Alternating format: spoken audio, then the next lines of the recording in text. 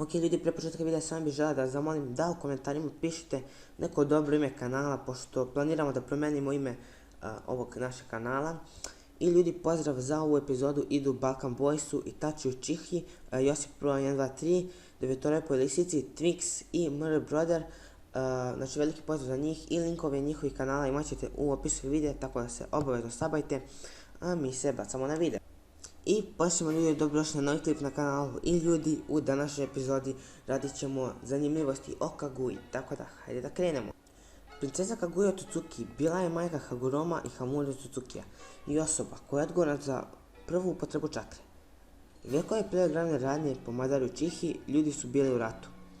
Postojalo je Božje drvo. Drvo je davalo plod jednom u milion godina.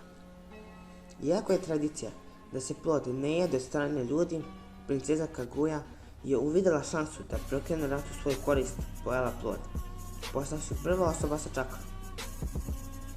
Kaguya je od tog trenutka razvila nevjerovatne sposobnosti. Bila je prva osoba sa dva doujitsua, Byakuganom i Rine Sharinganom u isto vrijeme. Drvo je znak odmazde postala desetorepa zvijer i počela da progoni ljude. Kaguyini sinovi, Hagoromo i Haruma, koji su od majke naslijedili čakru, će se kasnije boriti protiv Džubija i poraziti ga. Hagoromo je svoju moć upotrebio da porazi drvo, to je desetorepu zvijer, i da propoveda svoju religiju i koncept čakre. No, rat ni tada nije prestao. Nakon mnogo godina, Kaguya se vraća, prizvana od strane crnog Zetsua koji je izdao Madaru i zamalo uništila svijet. Međutim, bila zaustavljena od strane Naruta i Sasuke koji uz pomoć Haguromove snage, pečate zajedno sa crnim Zetsuom, pomoću Jitsua, 6 staza, Shibaku Tensei. Tada je Kaguya konačno poražena. Kaguya se može reći kao najjača osoba koja je ikada postojala. S obzirom da je jača i od Madare, posjeduje veoma velike neopisive moći. Kaguyin Kenkei Genkai je Byakugan, a Kenkei Mora joj je Rine Sharingan.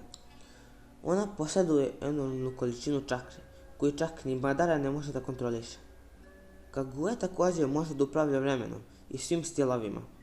Kaguya ima i Kenkei Genkai kostiju, sličan kao kod Kimimuraoa, samo što je dosta jači. Ona može da putuje kroz dimenzije.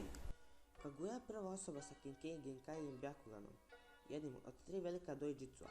Pored Byakugana ona također posjeduje i Kenkei Moru Rine Sharingan, mešavinu Sharingana i Rinengana. S obzirom da može da upravlja bez imalo prepreka Byakuganom, a da pritom ima i Kenkei Moru, onda ona ima najveću količinu čakre. S obzirom da posjeduje Rine Sharingan, Kaguya može da aktivira beskonačni Tsukuyomi. Kaguya može da se prebacuje u druge dimenzije i da prebacuje druge osobe u druge dimenzije. Ona bi otvorila portal sa jedne strane i prebacila bi se bilo gde. Također, može tako da teleportuje i kosti. Kaguya može da koristi traženje lopte istine i ona ima najjaču varijantu ove tehnike. Eksplozivna lopta traženja istine, koja je neopisivo moćna.